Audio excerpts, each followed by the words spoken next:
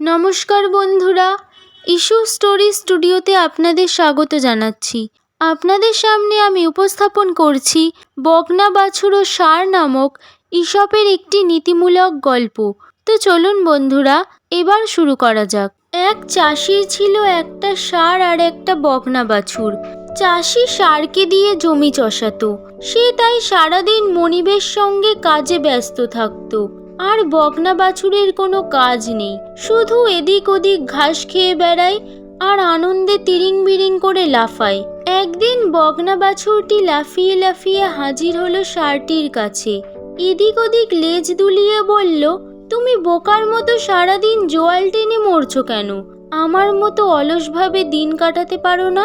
হাল টানতে টানতে ষাঁড়টি কিছু উত্তর দিল না, সে কেবল কাজ করতেই থাকলো। সন্ধ্যার সময় ছাড়া পেল ষাঁড়।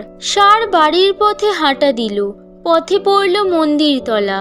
দেখল মন্দিরের পুরোহিত সেই বকনা বাছুরটিকে নিয়ে হাঁড়ি কাঠের কাছে দাঁড়িয়ে আছে। ষাঁড়ের কিছু বুঝতে আর বাকি রইল না, বকনা বাছুরটিকে বলি দেওয়া হবে।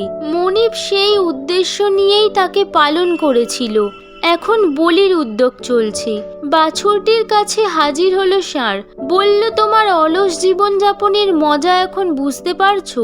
বলি হওয়ার চেয়ে পরিশ্রম করে জোয়াল টানা অনেক ভালো, তা এখন নিশ্চয়ই টের পাচ্ছ।